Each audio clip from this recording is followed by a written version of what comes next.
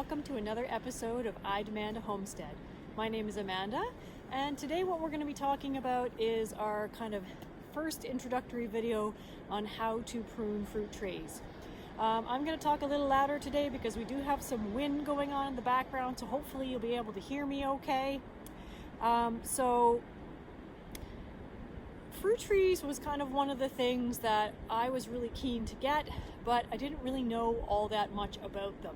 So in previous videos where we do an introduction to the whole homestead, I kind of talk about how we've been really doing well with growing our own vegetables, and we barely need to buy vegetables at all, but producing fruit has been much more challenging. And I have been pruning these trees kind of with the resources that I had, on the internet, what I learned about, but I have found that it just wasn't sufficient. This year I went and I actually kind of tried to learn a little bit more about it so that I feel like now I have the knowledge that I need to kind of really do a better job.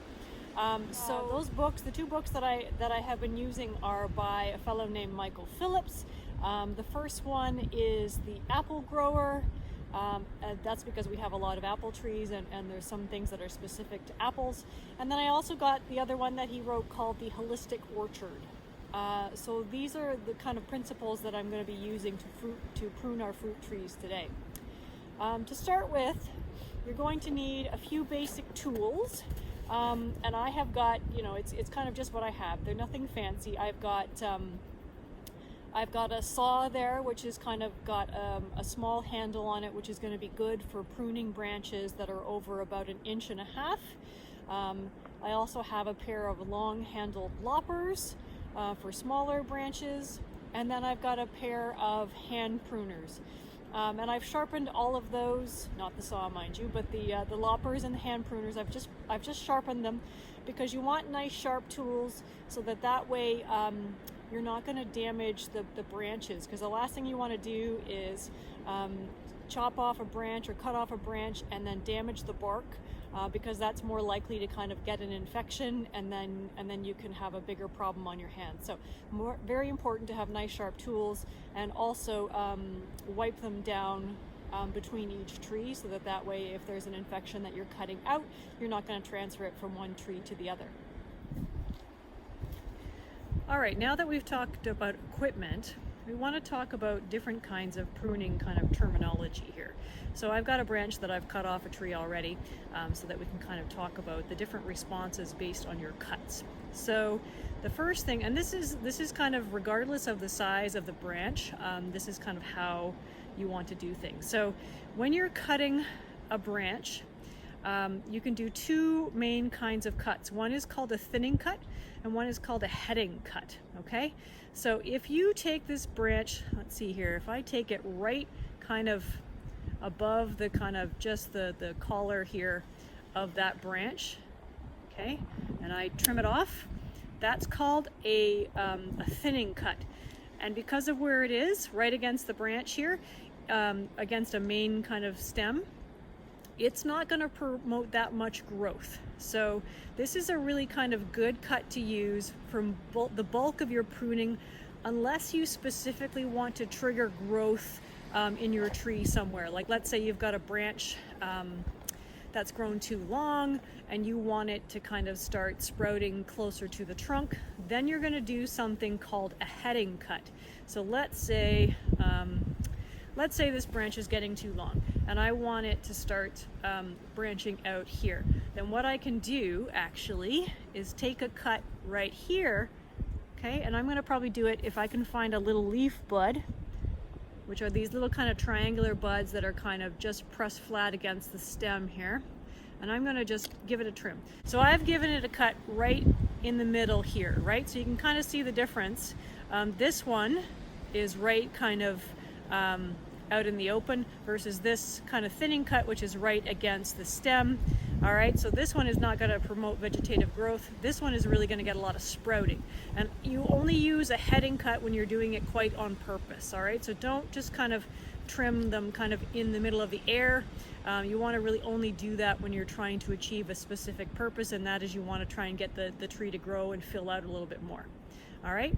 The other thing I will say about your cuts here, you can kind of see, where is it, right there, that I have cut this one just above the collar. There's like a swelling where the branch, the twig kind of meets, a smaller branch meets the bigger one. And you want to make sure that you don't cut it, and I'll do it the wrong way just to demonstrate. You don't want to cut through that swelling, that collar, as they say, because then it actually won't heal properly. All right, so those are your main kinds of pruning cuts. So let's get back to taking a look at our trees and how we're gonna prune them out. So in our orchard here, it's a whole bunch of semi-dwarf trees. We've got about 12 fruit trees, and they are a mix.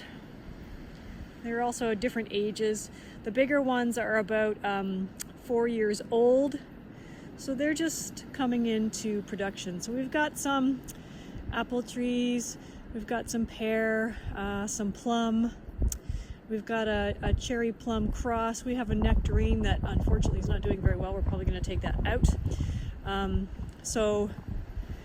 they're fairly close together. They're probably about 6-8 feet apart, which probably if I were to do this again, I would space them out a little bit more, just because they're getting pretty close to each other, and that kind of cuts down on your airflow, which is then more likely to cause diseases, and then they don't get as much sunlight either. So talking about general principles with your tree, this one I believe is a pear tree. Yes, it is a pear tree. So what you want, we're going for this tree, what they call a central leader, or a modified central leader, where there's one kind of big trunk, and then you want 4 or 5 main branches coming off the main trunk. And then you want them to be either at a horizontal angle, or you want them to be up to 45 degrees. So if we because that way they actually do better when they've got a fruit load on them. So if we look at this tree, you can see we've got some extra branches there that I'm going to take out. But of those biggest ones, you can see that the bottom one there on the right hand side, the bigger one, maybe you can't quite tell, but it's fairly close to the horizontal. The big branch on the left hand side is probably a little bit at too high of an angle, so I probably in the spring I might try and put a little bit of a load on that branch, or some branch spreaders, to try and bring it down a little bit more. The closer to the horizontal, the sooner your trees will start to bear fruit. So that's another good reason. The branches are stronger, they bear more load, and they bear fruit sooner. So according to Michael Phillips, what we're looking for is what he calls a calm tree, which is a tree, once they're mature that is, which is a tree that spends more of its time trying to bear fruit and less of its time trying to put on vegetative growth, or just kind of growing lots of big branches. So our trees are still juvenile. They're still in that vegetative state, most of them, but I'm trying to kind of get them into that calm tree mode. And he will tell you that you start looking at your tree first, just in the whole structure of the tree and how you want it to be shaped. And after you've dealt with that, then you're going to try and do some thinning cuts if you need to thin out any branches. And then after that, you're going to take a look at it to see how the fruit is growing. All right, so pick your 3 to 5 kind of main branches first that you start with, because you want to make sure that you don't have more than that. Otherwise you don't get enough sunlight coming through. All right, so I'm going to prune those few out, and then I'll show you what it looks like. So here's that same tree again, and I've taken out a few of those smaller branches, and you can kind of see, so on the right there's 1, 2, there's the 3rd one behind, the 4th one up there, and then we have a 5th one right up here. So those are going to be my main branches. So now what we want to do is thinking about thinning out branches, so that way the tree is going to get enough light and you're going to leave the branches that are most likely to fruit for you. Let me see if I can get in here so you can see this tree better. Okay, so branches that you really want to kind of think about thinning out, one are the ones that are growing straight up, and they're called water sprouts. So this is another tree here. This one is a pear, and it has some pretty prominent water sprouts, which if we look right here, you can kind of see them. Get my hand in here so you can kind of see this one right here. Oops, this one right here, and it just comes straight up. That will not bear any fruit. And there's also a water spout. There's a central branch, and then there's another water sprout to the left of it. So on those trees, I'll definitely take those ones out. The other thing you want to do is any branches that are kind of growing back in towards the tree instead of out, you want to take those out. You want to take branches that are crossing over each other, that are going to kind of get in the way of each other. You want those ones out. And then any ones that are kind of hanging down, you want those ones out too. So let me do a little bit more trimming on this tree, and then I'll come back and show you what it looks like. There is an expression that depending on the size of your tree, you should be able to, I think for the like standard giant size like apple trees, they say you should be able to throw a cow through the branches. For these ones, they basically kind of say you should be able to throw like a big fat cat or something like that through the branches, which basically gives you an idea that there should be big giant spaces here. So I'm more happy with this tree now. I have trimmed off some of the kind of extra structural branches. I've kind of got a few branches that are radiating out here from the middle layer, and then I've got a kind of a modified leader where you can kind of see it opens up here, and there's an awful lot less extra branches in here now. So I've addressed the kind of structure of the tree. I've looked into making some thinning cuts. The last thing, which is probably the part that I'm not as good at, is learning how to make cuts to try to encourage fruiting buds to form. So if I'll talk just a little bit about how that works. So what we'll talk about is identifying different parts of what kind of different buds are, whether they're going to develop a leaf, whether they're going to develop a flower, or whether they're going to develop a flower that will then kind of hopefully set some fruit. So we're talking about buds that are leaf buds, flower buds, or what they call fruiting spurs. So here's another tree which has got a little bit of a good example here. So if we look right here, okay, I can see you here. Right here are some leaf buds, okay? And you can kind of recognize them because they have, let me make sure I'm in focus here. They're a very simple kind of triangle shape. They're not very swollen, so they're kind of smallish, and so those ones are much more likely to be leaf buds. So here is a good picture of a fruiting spur. So what you're basically looking for is like a very short, less than 1 inch, and it's kind of like a cluster of buds. So oops, I'll get my finger out of the way here. You can kind of see this here where it's clustered.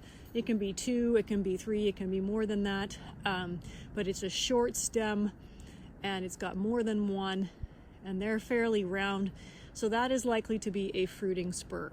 All right, again, because my trees are young, I don't have that many of these, and you can actually prune them in order to encourage more of these fruiting spurs to occur. So let's talk a little bit about how to do that. So here we have a really long, and I've cut this off already just so you can demonstrate it, a really long branch that's really in that vegetative phase, right? It's not, you can kind of see that even all the little kind of like leaf buds that it has are all really small, and so it's not really even thinking about forming any fruiting spurs because it's just thinking about growing. If if you want to get into the terminology, it's apically dominant, which means that it's really, really growing. But what we want to do is we want to kind of kick it out of that phase. And so this is one of those times that we actually would use a heading cut, okay? So what we can do is we can actually kind of, let's say we don't want it to be this long because it's too far away from the trunk. So we can get a little bit of a heading cut right here, okay? And then these buds right at the end of that heading cut are then going to be triggered to grow. So this is one of these things that you do kind of a couple years in advance, because what's going to happen is this is going to grow, this is going to grow, and this is going to grow. And then at that point, what you can do is you can make another cut at the end, kind of where there's also more buds forming after the second year, and after that, it's more likely to form a fruiting spur, okay? So again, this is not the part that I'm as good at, so if you want to look it up in that book, that Michael Phillips book, the Holistic Orchard or the Apple Grower, he's got way more detail and pictures on how that actually works. This is, for me, is still an area of learning in progress. That is our first kind of video on how to prune fruit trees. I'm also going to do another video on how to prune a young fruit tree so that way it's going to develop the way you want.